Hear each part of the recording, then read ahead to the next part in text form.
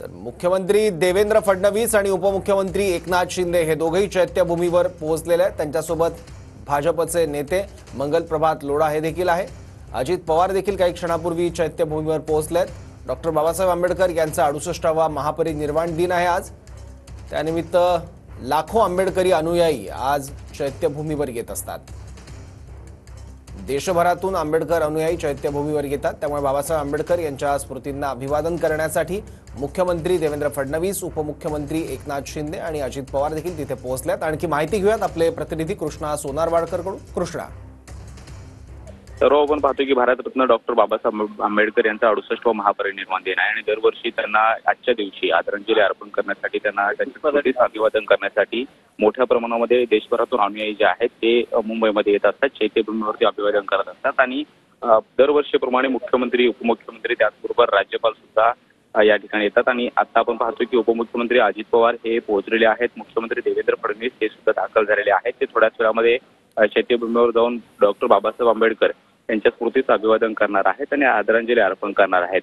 राज्यपाल हे 8च्या दरम्यान या ठिकाणी पोहोचतील अशी माहिती मिळते आहे। थोड्याच वेळामध्ये हे सगळे नेते आणि राज्यपाल एकत्रितपणे अभिवादन केल्यानंतर इथे चैत्यभूमीचे शेजारी बनवण्यात आलेल्या व्यासपीठावरती येतील आणि त्यानंतर त्यांची भाषणं सुद्धा होतील। मात्र आपण पाहतो की लाखो अनुयायी आजच्या दिवशी देशभरातून येत असतात आणि त्यांची गैरसोय होऊ नये, त्यांना सगळ्यांना रांगेत उभं राहून अभिवादन करता यावं यासाठी मुंबई महानगरपालिकेकडून मागच्या 3-4 दिवसापासून या ठिकाणी काम करण्यात आलेलं आहे। अगदी आपण पाहतो की वरळीपर्यंत अनुयायांच्या रांगा ज्या आहेत ते लागल्याचं पाहायला मिळतं आहे आणि अनेक राजकीय नेते आजच्या दिवशी चैत्यभूमीवर येऊन बाबासाहेबांना अभिवादन करत असतात। मुख्यमंत्री देवेंद्र फडणवीस ते आता पोहोचलेले आहेत। प्रशासनातले अनेक वरिष्ठ अधिकारी, त्याचबरोबर मुंबई पोलीस दलातले अनेक वरिष्ठ अधिकारी या ठिकाणी उपस्थित आहेत आणि सुरक्षेच्या कारणास्तव योग्य ती खबरदारी सुद्धा या सगळ्या गर्दीच्या व्यवस्थापनासाठी मुंबई पोलिसांकडून घेण्यात येते आहे। उपमुख्यमंत्री अजित पवार हे अभिवादन करण्यासाठी चैत्यभूमीमध्ये गेलेले आहेत।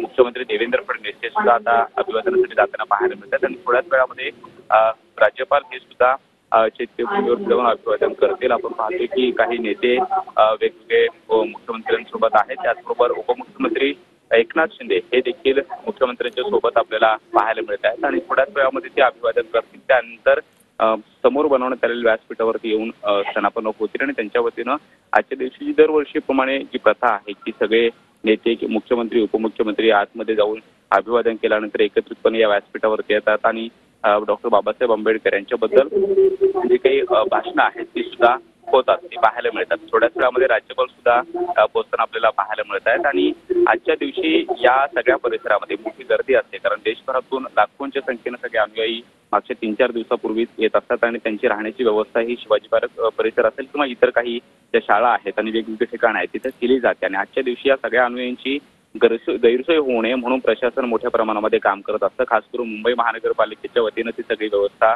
केली जाते आणि चैत्यभूमीवरती हा लाखोंचा अनुयायांचा जनसागर जो आहे तो आजच्या दिवशी आपल्याला पाहायला मिळतो आहे। थोड्याच वेळामध्ये चैत्यभूमीत जाऊन आता अभिवादन केल्यानंतर आणि डॉक्टर बाबासाहेब आंबेडकरांना आदरांजली अर्पण केल्यानंतर सर्व नेते जे आहेत ते पुढच्या व्यासपीठावरती बसलेले आपल्याला पाहायला मिळतील आणि त्यानंतर या मुख्य कार्यक्रमाला सुरुवात होईल। सौरभ, बरोबर। कृष्णा, मुख्यमंत्री आणि दोन्ही उपमुख्यमंत्री हे आता संवाद साधतायत, त्यांच्यासोबत काही नेते सुद्धा आहेत, कोण कोण आहेत त्यांची नावं सांगू शकशील?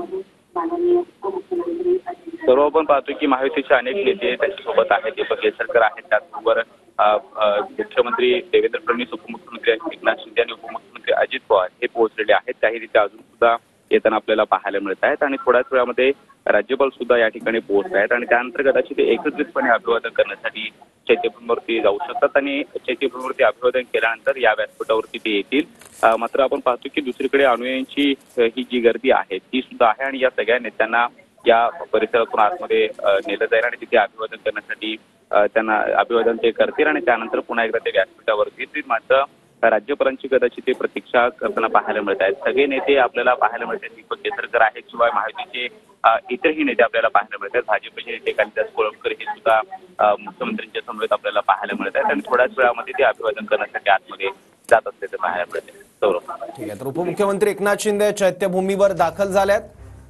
उपमुख्यमंत्री एकनाथ शिंदे आहेत, मुख्यमंत्री देवेंद्र फडणवीस आहेत आणि उपमुख्यमंत्री अजित पवार सुद्धा आता सोबत आहेत। त्यांच्यासोबत महायुतीचे काही नेते आहेत। डॉक्टर बाबासाहेब आंबेडकर यांचा 68वा महापरिनिर्वाण दिन आहे, त्यानिमित्त बाबासाहेब आंबेडकरांच्या स्मृतींना अभिवादन करण्यासाठी तिन्ही प्रमुख नेते आता पोहोचलेले आहेत. त्यांच्यासोबत महायुतीचे इतर सुद्धा काही नेते आहेत.